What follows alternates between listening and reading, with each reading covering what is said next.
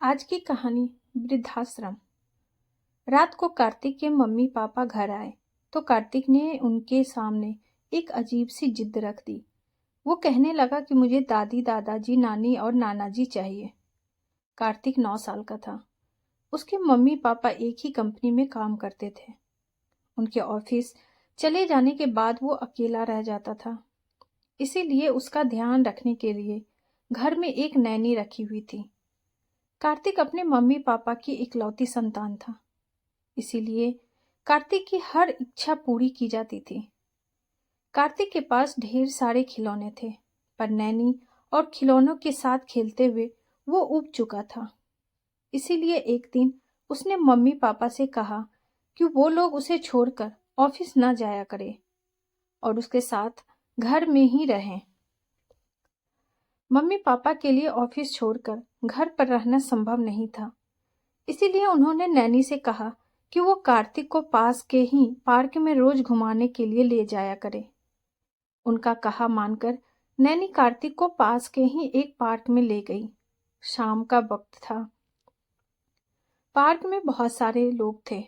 वहां झूले लगे हुए थे जिन पर बच्चे झूल रहे थे। कार्तिक भी उन सब बच्चों के साथ झूलने लगा। झूलते हुए एक बच्चा अचानक ही झूले से गिर गया और रोने लगा। उसको रोता देख उसकी दादी उसके पास आई और उसे गोद में उठाकर चुप कराने लगी।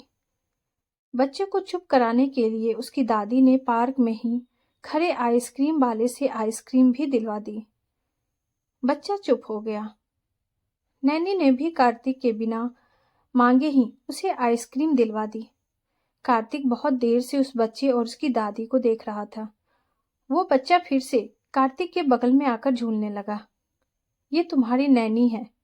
कार्तिक ने उस बच्चे से पूछा। नहीं, वो मेरी दादी है, मुझे बहुत प्यार करती है, उस बच्चे ने कहा और भागकर अपनी दादी के पास चला गया।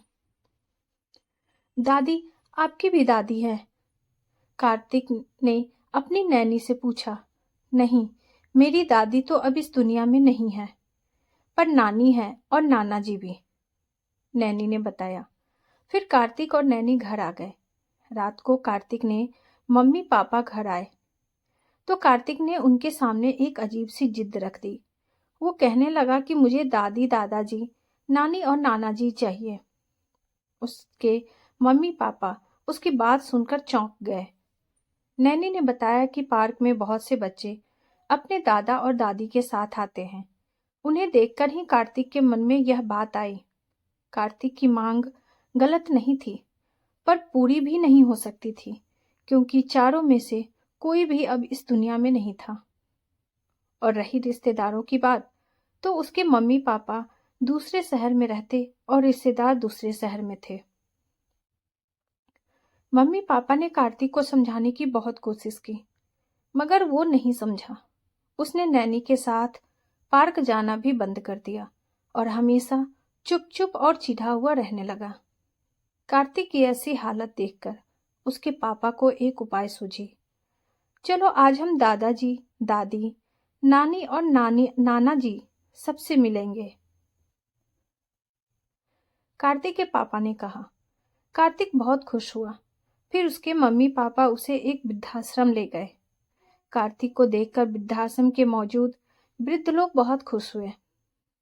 उन्हें कार्तिक के रूप में एक पोता मिल गया था और कार्तिक को दादा दादी।